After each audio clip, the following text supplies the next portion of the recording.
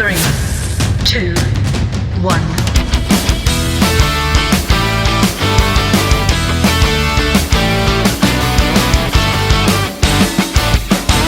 I want to talk about changing it up. We talk a lot about being conscious, right?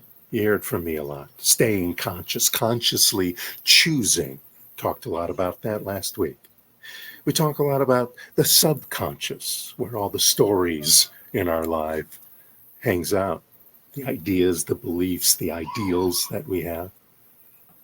Today, I want to explore what is going on in your and mine unconscious. Now you might say, unconscious, is that a thing? You're unconscious? What's in there? Where's it at? Well, the brain is a very busy organ. It's running the body. It's constantly taking information in and putting information out, for that matter, through the senses, making decisions, all at the same time. There are hundreds of millions of things going on simultaneously that your brain, the greatest, what we might call today, computer, that there is. Now, the unconscious is an engine of information processing, and most human functioning takes place in it. Your breathing is pretty much an unconscious act. They say involuntary act, but it's an unconscious act. You just do it. You don't usually take a deep breath unless you consciously believe you need to or follow instructions to. You just breathe. You don't think about blinking your eyes unless something gets in it, and then you blink them to release that. You just do it. It's unconscious. The unconscious is the place your reactions are stored. It's this black hole where your automatic responses get sucked into and just kind of float around, waiting for the trigger that pulls them out to do everything from lashing out to hugging and smiling. In the unconscious, we process our reactions or responses as well to any condition in a split second. Now, I do teach that a response is different than a reaction because a response is a choice. But there are things going on in our unconscious that help you inform that choice or help you to learn from that information that informs you into that choice of response versus reaction. You see, we've already set up procedures by accepting things in our life, accepting ideas in our lives to answer whether it's a call of criticism or compliment. We automatically react to that in one way or another. The attention of our lover versus that of a stranger. We have an instantaneous, unconscious response to either of those things. Through our perspective of life, we've set up rules for what to think, what to feel, and what to do about the conditions, experiences, or situations we encounter. Like right now, I'm sitting outside on a porch. It's the southeast. It's muggy and hot, and many people, if not most people, would run inside to the air conditioning because it's relatively uncomfortable. I don't mind this personally, but many people's first reaction, unconscious action, would be to get out of there, get into the car and turn the air conditioning on, or just get back into the house. Now, these rules and regulations can also make us run on automatic. And since some of those rules and procedures and perspectives are colored by trauma or filtered by drama or molded by the messiness of life, it's not always a good thing, right? Running into the air conditioning, that's a good thing. But sometimes our automatic reactions and our unconscious reactions aren't really a good thing. Because habits or addictions that we've picked up also drive the unconscious automatic responses. We feel anxious so we smoke. We feel stressed, so we go and buy and eat an entire pie. We feel unappreciated, and we go have anonymous sex. We feel tense, and we drink, buy something we don't need or can afford, or take a pill. That happens all the time to too many people, too many times. Because you see, what the reward is to temporarily not feel that negative emotion, that anxiety, that uncertainty, that not feeling appreciated. The response to that cue from the experience, the condition that caused that cue, that caused that negative emotion to happen to you, is automatic. It's automatic because we have become addicted to the end result, which is to not have that anymore, no matter the suffering it may bring. We will go take the pill. We will go eat the entire pie. We will smoke 2-3 cigarettes or have a drink. And when we get to doing that often enough, it can be difficult to get conscious about it, to get conscious that that is what we use, the response, to get the reward, which is to not be anxious anymore, not to feel that negative emotion. And we have to be extremely conscious to put a stop to it, because it's automatic, it's easy. And, the pie is good. You buy a good pie and you eat it and it's good. So it's hard to think that that's a negative thing. Well, to get conscious, you got to first start becoming aware of your unconscious behavior to stressful stimuli. You got to start to notice them and let them become red flags. It may not happen at once. You may just decide to watch for it. And it may take a little time, because maybe you've been doing this a long time. But slowly, sometimes very quickly, most of us can be very aware of our addictions to negative stimuli.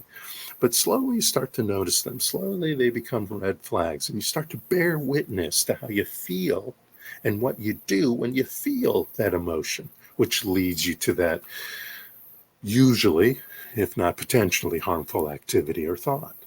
Then you can consciously take the path of watching and observing. And this is the important part, because you don't want to step into shame, blame, or guilt or anything, because that doesn't help you. It slows you down. It takes you 2, 3, 4, 5 steps back. You want to become curious about this. And I talked a little bit about this a couple of weeks ago. Curious about the cue, response, and reward circle that you've created, right? And I always get back to this because it's always true.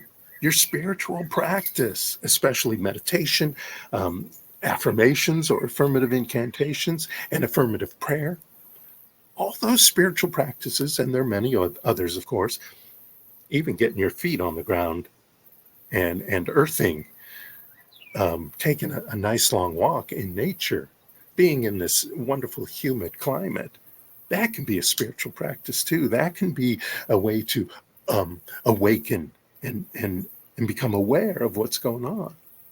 But any of these spiritual practices will increase your ability to become conscious about the cue, response, reward circle, and start to be able to consciously, because the conscious mind is more powerful than the subconscious or unconscious mind.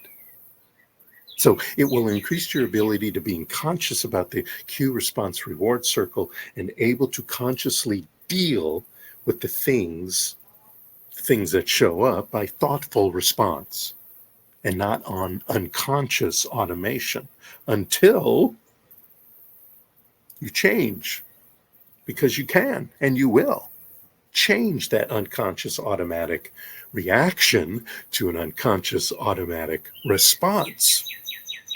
Remember, responses are usually consciously invoked and thus a little wiser.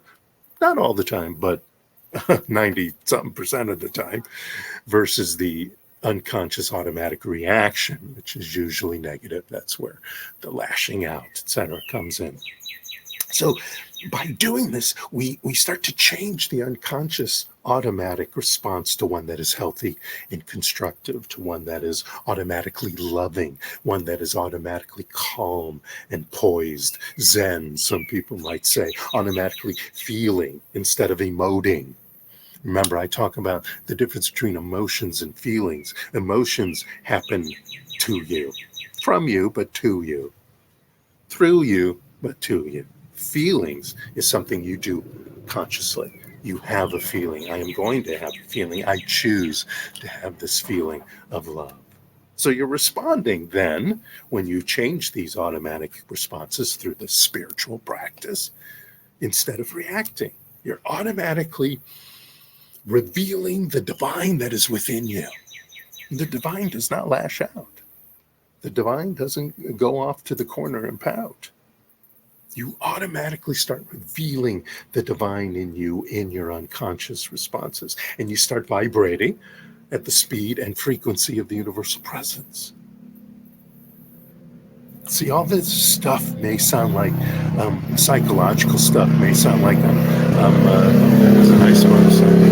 Sounds like I'm putting you on the couch and teaching you things like Dr. Freud or something.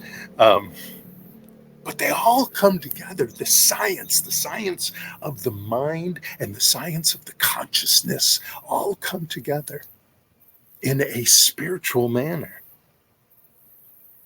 And I want to stress both. I want to stress the practicality of the science of the mind, as well as the spirituality of the science of mind. They meld into one as we use them, as we allow them, as we consciously invite them into our awakening, into our awareness.